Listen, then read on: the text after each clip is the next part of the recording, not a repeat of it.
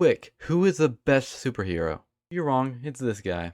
Avenging Force the Scarab is a 2010 movie written by Canadian Brett Kelly. While the plot is new, the character the Scarab was actually made by DC Comics all the way back in the year of 1945. And with a totally original movie comes totally original costumes. Only one part of that sentence was sarcastic. You know how people say how difficult it is to get into the film industry, and that there's so much competition, and that the scripts actually need to be good? Well, apparently they lied, because somehow this was greenlit.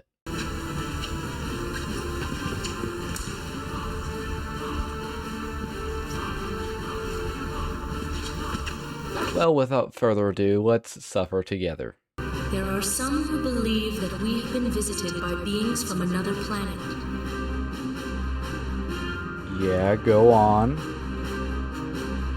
So this intro could have been at least 30 seconds, but it is 5 minutes long, and it's mostly just random shots of space and the theme music playing over and over again, with some occasional dialogue by the narrator, but it's not important. And after all that long dialogue, we're met with two guys in a forest, and they're being hunted down by these bad guys. There isn't much point to this scene other than that we get to meet the professor, who is a key character later on. Then we meet our first superhero, Agent Rose. And she speaks like she's... okay, I'm not sure how to describe it, but she just speaks weird. Agent Rose, pleasure to see you again. Likewise, General Carter.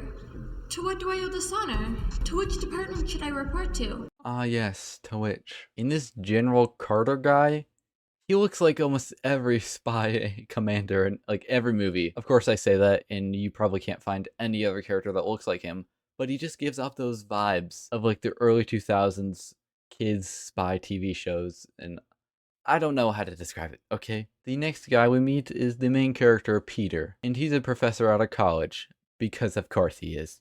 One of the most popular theories behind the pyramids of ancient Egypt is that the stones were crafted out of giant carved-out limestone blocks that workers carried up ramps. This is one of the most popular theories because it is also the most logical. But Professor Ward, what about the other theory? What theory is that, Christy? Aliens, sir. Some people believe aliens came to the Earth and built the pyramids. That certainly is an interesting theory, and definitely a very romantic one. Before we move on, I just want to point out how this girl is just ecstatic about the mention of aliens. Oh my gosh, aliens? Oh my gosh. Peter Ward, since when did I teach you to dismiss the outlandish? Professor Job, I thought I saw you come in. Ooh, that is a long handshake there. And then Professor Job does this really weird thing where he says, Bow to your sensei. it just comes out of nowhere and the delivery just isn't great. So Job explains to Peter that he found out the secrets of the pyramids, whatever that is. The only people I know who would be interested in this news are stodgy old archaeologists and historians. Peter, you've got to trust me. This is big. Will you meet me in my office or not? Are you in some kind of trouble, Jim? Is that why you're carrying around this muscle? This muscle? I'm sorry, this muscle. Professor Job and this muscle go to the parking garage, but... What's wrong? Car's gone. he said that like it happens a lot and he isn't surprised. Oh, car's gone. Car gone. Car's gone. So the actual muscle come out and beat up this muscle. And this muscle kind of stands a chance, but the actual muscle, because there's 3 of them, they beat him up. Cause what are you thinking? 3 against 1? How are you gonna do that?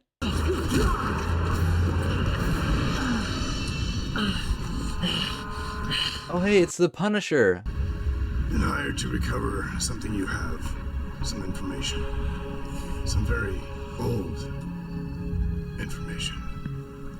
Where will they find it? Go to hell. You're messing with the wrong archaeologist. Oh my gosh, what was that? You could have just put a little more oomph into that punch. He was just like, eh. Huh? Here, let me reenact this scene and show you how awesome it could have been. You're messing with the wrong archaeologist. Oh.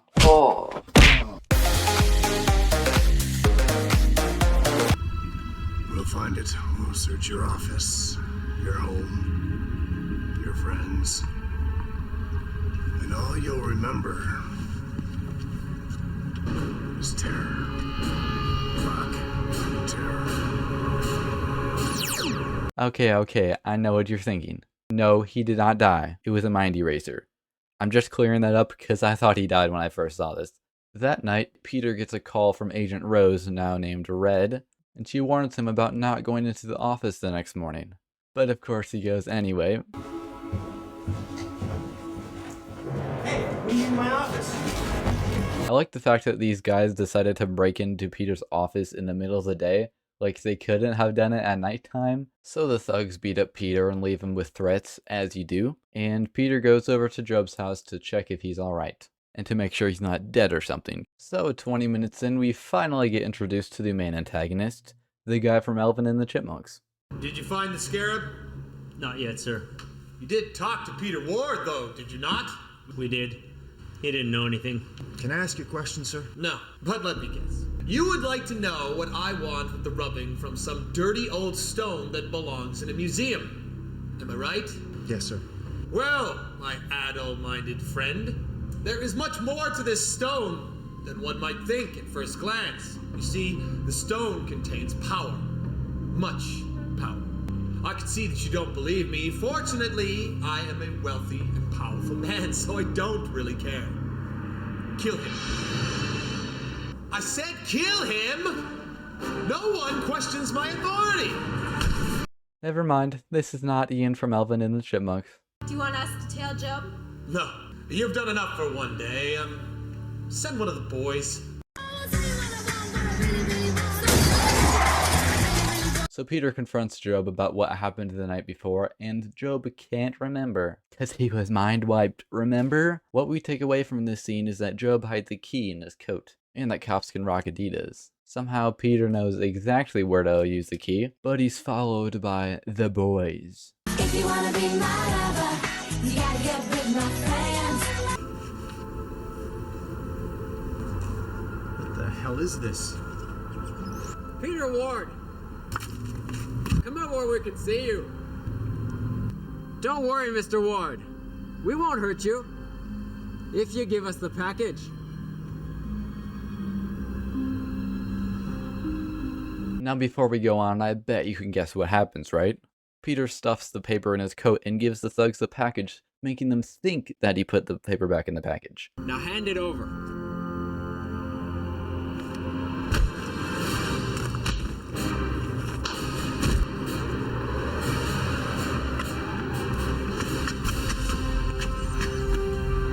We have to find some cover and regroup. My place isn't far. Let's go. Do you have the package? Yes, sir. Got the package. Wait, he was actually going to give it to them? This guy might not be superhero material. For now, if you have the package, bring it to me. Little else matters. We'll deal with Ward and all the ways. Wait, what did he say? Deal with Ward, huh? We'll deal with Ward and all the ways. I've gone over this clip so many times, and it must have just been an audio mixing error. I don't know what happened. So Red explains to Peter that basically there was a meteor that fell to Earth a long time ago, and in it was a stone, and According to the legends, he who holds the rock holds the key to the power.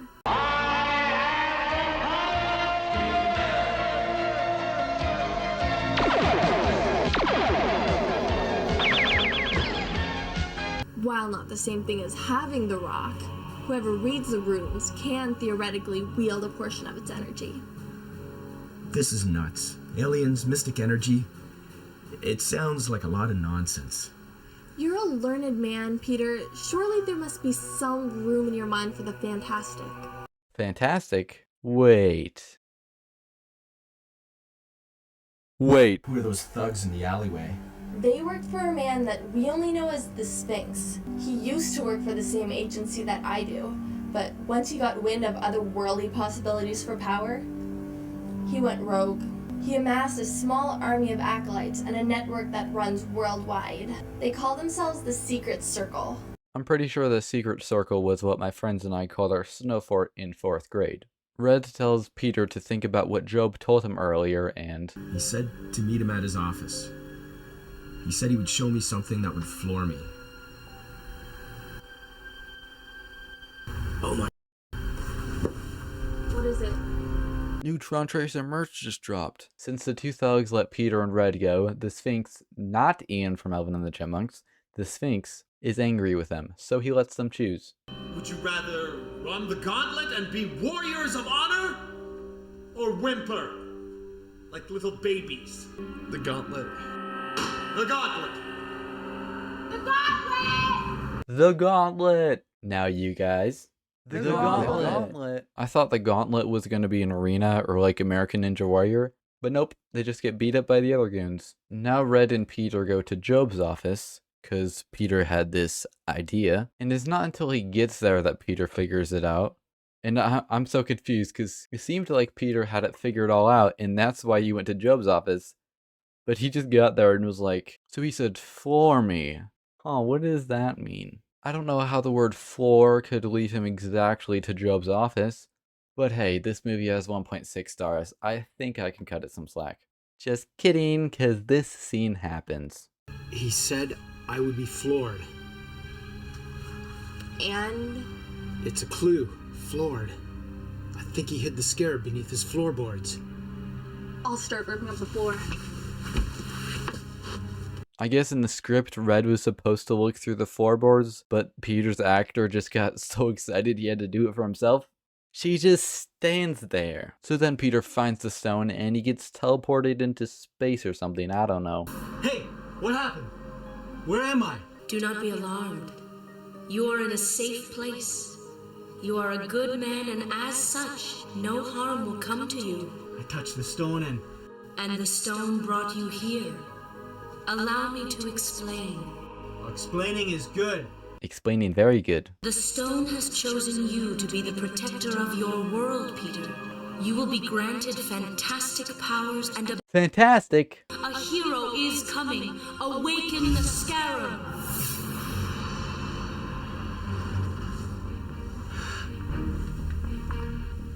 Damn. The legend states that Oh my gosh, she's like an encyclopedia. Shut up. But yeah, that's definitely where the movie's budget went. Other than that weird thing going on with the cowl, it's kinda cool. We need to go, now. But we have to find The Sphinx has company waiting for us downstairs. We could ask them. How would you know? I don't know why, I just know. Okay, Fancy Pants, let's see if you're right. You two are coming with us. Hey, let him go! Yep, he has powers now, and he's bulletproof too. Now, my friend, where's the Sphinx? You'll never take out the Sphinx. He's untouchable. What are we gonna do? We're wasting time. He's passed out. There's nothing. Wait!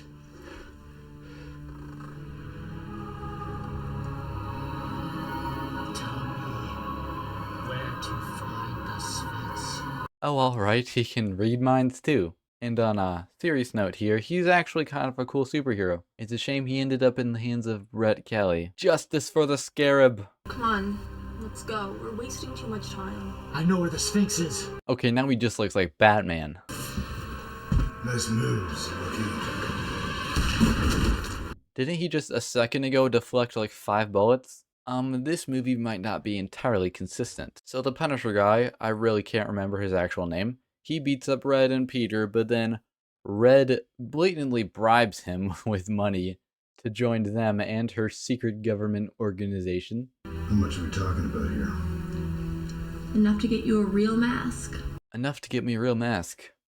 So that's like $5. Wow. I'm in. So Red, Punisher guy, and Peter go back to Job's office to look for more information. And it's never stated what information they really need, but Red tells Peter to do the mind reading thing on the papers.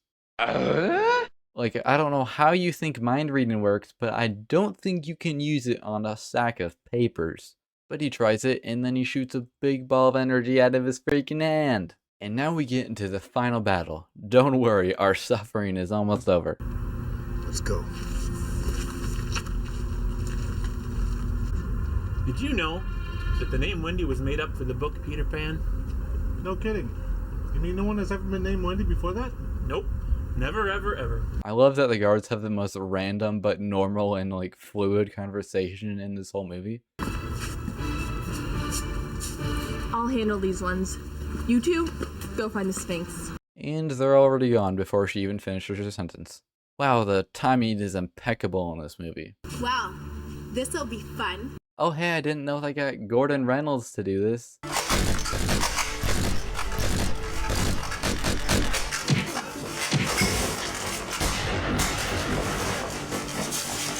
Okay, where did these guys come from? They were not in the group of bad guys before. Did they just quickly grab the movie crew guys to do this bit? It's just like we planned.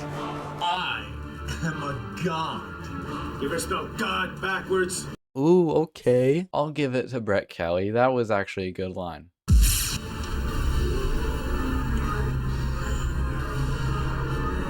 Try this.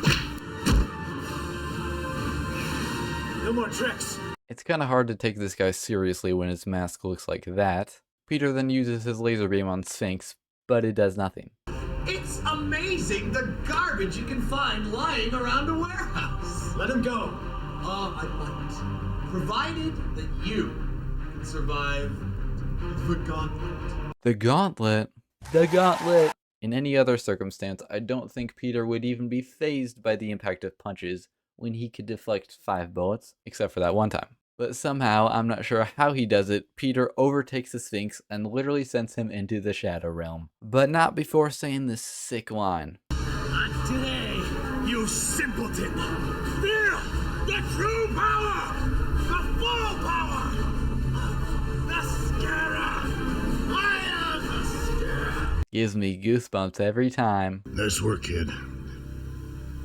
You've saved the world. Thanks. I think. He's gone. Probably won't be the last we'll see of him. He's right, though. Not bad work for a rookie. You know, you could probably still teach me a few things. Yeah, I mean, look at this place.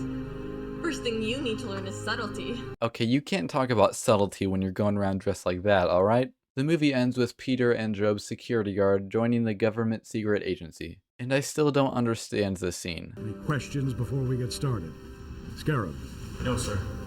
Double Dare. Sorry, son, my mistake. Is he mute now? How did that happen? He was talking earlier in the movie. Because by the way, Double Dare is actually another character owned by Marvel, and Brett Kelly specifically wanted the rights to him in this movie. And in Double Dare's backstory, he's mute because of the traumatic event of his parents getting murdered in front of his eyes. So I don't know how that comes into play here. Editing me here, I realized looking back at the movie that Double Dare actually gets his throat punched, and that's why he's mute. I mean, sure, that's a way to do it. And I guess the side effect of being the Scarab is bad eyesight? Cause what is that? The Scarab, baby. One poor transition later, the movie's finally over. Thank God. Oh yeah, and there's 8 full minutes of the outro sequence. Oh my gosh. Tune in next week where we take a look at the amazing Bulk.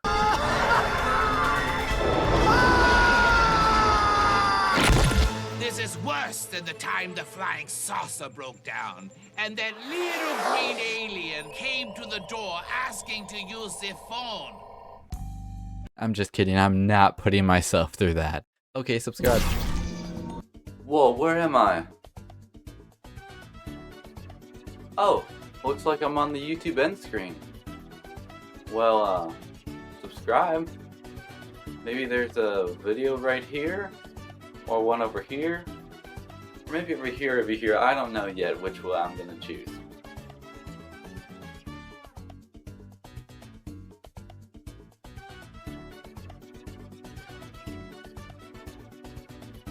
You're still here, I see. Well, I'm sure one of these videos can interest you. Okay. Bye.